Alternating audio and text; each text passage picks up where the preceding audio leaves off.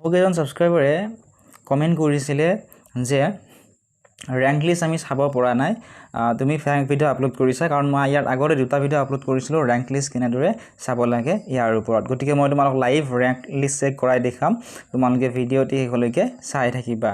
প্ৰথমতে তোমালোকে যিকোনো এটা ব্ৰাউজাৰ ওপেন কৰি আছাম ITI ৰেংক লিষ্ট 2024 বুলি লিখি তোমালোকে চাৰ্চ কৰি দিবা।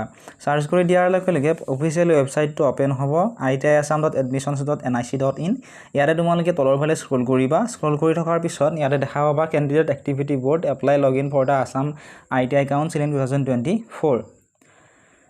ইয়াতে প্ৰথমতে তোমালোকে এপ্লিকেশ্যন নাম্বাৰটো দিব লাগিব। তাৰপিছত তোমালোকৰ যিটো পাছৱাৰ্ড আছিলে সেই পাছৱাৰ্ডটো দিব লাগিব।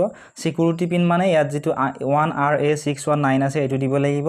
আৰু বহুতে কমেণ্ট সুধিছিলে যে পাছৱাৰ্ড আমি পাহৰি গ'লো, এতিয়া কি কৰিম, বা বহুতে এপ্লিকেশ্যন নাম্বাৰটো নাজানে। গতিকে তোমালোকে যদি নাজানা কোনো প্ৰব্লেম নাই, মই তোমালোকক ষ্টেপ বাই ষ্টেপ দুটাইখিনি দেখুৱাই দিম। প্ৰথমতে মই তোমালোকক দেখুৱাই দিছোঁ ফৰগট পাছৱাৰ্ডত ক্লিক কৰি, অৰ্থাৎ মই যিজন ল'ৰাৰ চাম সেই ল'ৰাজনে পাছৱাৰ্ডটো নাজানে। ঠিক আছে, ইয়াতে পাছৱাৰ্ডত ক্লিক কৰি দিলোঁ ফৰগট পাছৱাৰ্ড। ফৰগট পাছৱাৰ্ডত ক্লিক কৰাৰ পিছত ইয়াতে দুটা অপশ্যন আছে।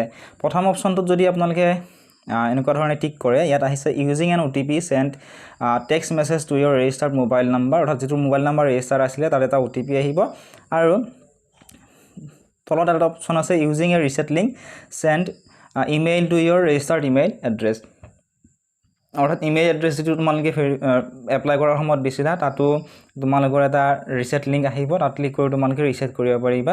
মই ইয়াত SMS-এৰে কেনেদৰে কৰে দেখুৱাম, গতিকে ইয়াত ক্লিক কৰি মই কণ্টিনিউত ক্লিক কৰি দিম। কণ্টিনিউত ক্লিক কৰাৰ পিছত ইয়াতে আহিব Assam ITI council in 2024। Next আছে এপ্লিকেশ্যন নাম্বাৰ। এপ্লিকেশ্যন নাম্বাৰটো যদিহে তোমালোকে জানা ইয়াতে তোমালোকে টাইপ কৰি দিয়া। দিয়াৰ পিছত ডেট অফ বাৰ্থ দিব লাগিব। তোমালোকৰ ডেট অফ বাৰ্থ যিটো ৰেজিষ্টাৰ কৰাৰ সময়ত দিছিলা। ডেট অফ বাৰ্থ দিয়াৰ পিছত ইয়াত সিকিউৰিটি পিন, অৰ্থাৎ ইয়াত যি লিখা আছে R431B1 এইটো লিখিব লাগিব। লিখাৰ পিছত তোমালোকে ছাবমিট কৰিবা। ছাবমিট কৰাৰ পিছত এটা OTP আহিব, যিটো তোমালোকৰ ৰেজিষ্টাৰ্ড মোবাইল আছে। OTPটো তোমালোকে ইয়াতে আহিব, ইয়াতে কণ্টিনিউত ক্লিক কৰিবা। কণ্টিনিউত ক্লিক কৰাৰ লগে লগে এটা OTP আহিব। OTPটো তোমালোকে ইয়াতে ছাবমিট কৰিব লাগে। তাৰপিছত তলত যিটো সিকিউৰিটি পিন আছে সেইটো ইয়াতে তোমালোকে দিব লাগিব। দিয়াৰ পিছত কণ্টিনিউত ক্লিক কৰি দিব। তাৰপিছত এনেধৰণে আহিব ensure that your new password can't be identical to any of the previous 3 passwords, এনেধৰণে আহিব। গতিকে তোমালোকে ইয়াতে নিউ পাছৱাৰ্ডটো দিবা, তাৰপিছত কনফাৰ্ম কৰিবা সেই পাছৱাৰ্ডটো, তাৰপিছত সিকিউৰিটি পিনটো দি ৰিচেট পাছৱাৰ্ড আছে তাত ক্লিক কৰিব লাগিব। তাৰ এনেধৰণে ক্লিক কৰাৰ পিছত তোমালোকৰ পাছৱাৰ্ডটো চেঞ্জ হৈ যাব। তাৰপিছত আকৌ তোমালোকে ইয়াতে আহি তোমালোকৰ এপ্লিকেশ্যন নাম্বাৰ যিটো পাছৱাৰ্ড চেঞ্জ কৰিলা, চেঞ্জ কৰা পাছৱাৰ্ড, সিকিউৰিটি পিন এইটো চাই দিবা। দিয়াৰ পিছত চাইন ইনত ক্লিক কৰিবা।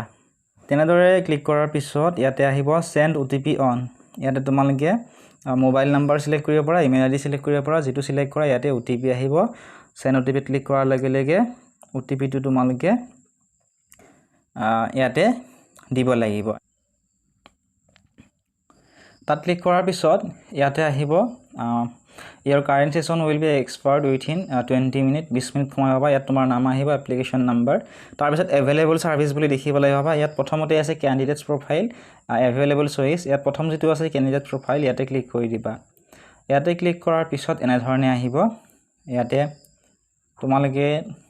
তোমালোকৰ ফটোখন চাব পাৰিবা, এপ্লিকেশ্যন নাম্বাৰ, তোমাৰ নাম, দেউতাৰ নাম, ডেট অফ বাৰ্থ গোটেইখিনি ইয়াতে পাবা।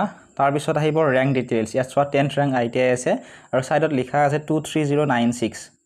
ঠিক আছে, এনেকুৱা ধৰণে তোমালোকৰ ৰেংক লিষ্টখন চাব পাৰিবা। তোমালোকে ইয়াত বহুকেইটা অপশ্যন দেখিবলৈ পাবা এভেইলেবল চাৰ্ভিচৰ তলত। ইয়াত চিট এলটমেণ্ট ৰিজাল্ট ইয়াতে তোমালোকে ক্লিক কৰিবা। তাৰপিছত প্ৰিণ্ট ডকুমেণ্ট ভেৰিফিকেশ্যন লেটাৰ ইয়াতেও ক্লিক কৰিব পৰা।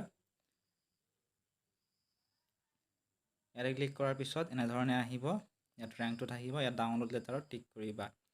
ডাউনলোড লেটাৰত ক্লিক কৰাৰ পিছত ইয়াতে অ'পেন কৰিব লাগিব। এনেকুৱা ধৰণে এইখন আহি যাব। ঠিক আছে, ইয়াতে তোমালোকৰ ৰেংক গোটেইখিনি ডিটেইলছ তোমালোকে পাবা।